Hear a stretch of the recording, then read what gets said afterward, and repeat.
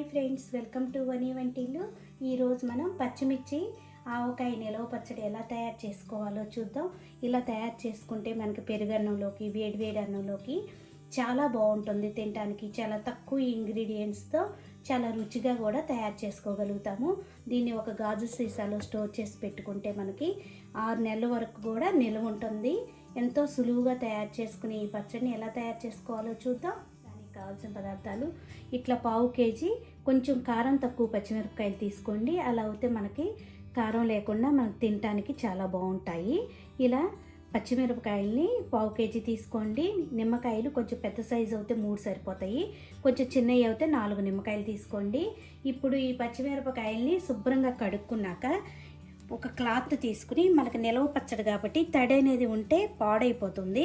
అందుకని తడి అనేది ఏమీ లేకుండా ఈ పచ్చిమిరపకాయల్ని క్లాత్తో ఇలా శుభ్రంగా తుడిచి అన్ని పచ్చిమిరపకాయలు కూడా పక్కన పెట్టుకోండి.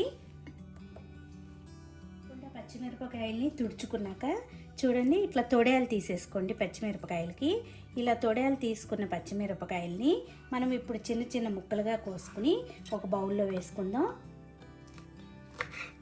ఈ సైజు ముక్కలు కోసుకోండి. ఈ పచ్చిమిరపకాయలన్నీ కూడా ఇలా ముక్కలు కోసి పక్కన పెట్టుకోండి. ఇలా పచ్చిమిరపకాయలన్నీ కట్ చేసుకున్నాక దీన్ని పక్కన పెట్టుకుని, ఇప్పుడు నిమ్మకాయలు కట్ చేసుకుని నిమ్మకాయ రసం కూడా తీసుకుని పక్కన పెట్టుకుందాం.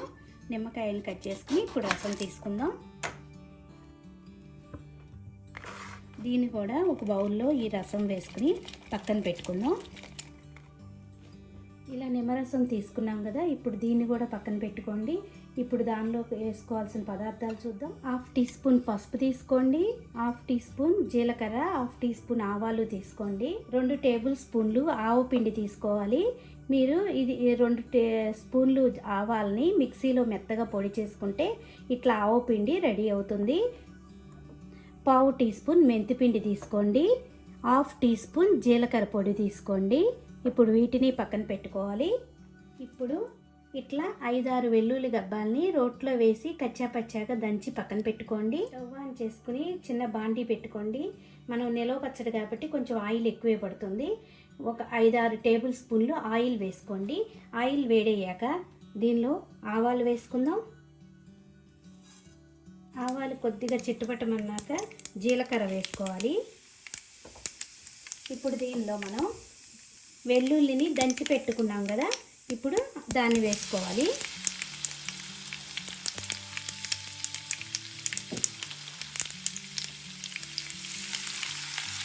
ఈ వెల్లుల్లి కొద్దిగా వేగుతున్నప్పుడు 1 టీ స్పూన్ అల్లం చిన్నిపాయ పేస్ట్ వేసుకోండి.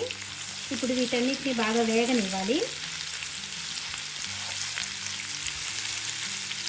ఇలా వేగాక మనం ఇప్పుడు కట్ చేసి పెట్టుకున్న పచ్చిమిరపకాయలను వేసుకుని వేయించుకోవాలి. మరీ బాగా ఎక్కువ వేగకూడదు, కొద్దిగా వేయించుకోవాలి.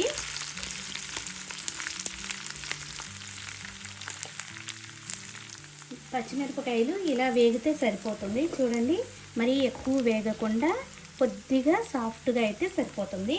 ఇప్పుడు దానిలో 2 టేబుల్ స్పూన్లు ఉప్పు వేసుకుందాం. దీనిలో పసుపు వేసుకోవాలి.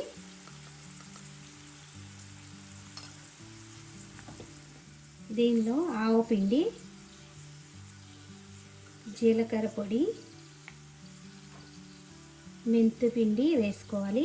ఇప్పుడు మొత్తం ఒకసారి కలుపుకుందాం.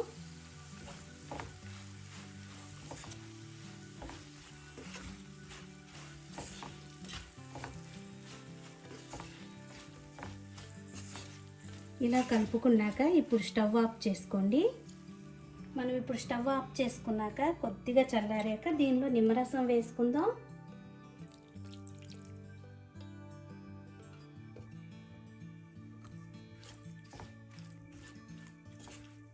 మనకి ఇప్పుడు పచ్చడి రెడీ అయిపోయింది. మీరు ఒకసారి టేస్ట్ చూసుకుని ఉప్పు ఏమైనా పడితే ఇంకొంచెం ఉప్పుని వేసుకోండి. నిమ్మరసం కూడా మీ టేస్ట్ని బట్టి, కొంచెం మీరు పులుపు ఎక్కువ తింటారు అనుకుంటే ఇంకొంచెం నిమ్మరసాన్ని కూడా యాడ్ చేసుకోవచ్చు. ఎంతో టేస్టీగా అనిపిస్తుంది ఈ పచ్చడి. ఇప్పుడు మనం మీరు కూడా ఇలా తయారు చేసి చూడండి. ఈ వీడియో మీకు నచ్చినట్టయితే లైక్ చేయండి, షేర్ చేయండి, కామెంట్ చేయండి. మరిన్ని వీడియోల కోసం వనీ వంటిల్ని సబ్స్క్రైబ్ చేసుకోండి. Thank you for watching.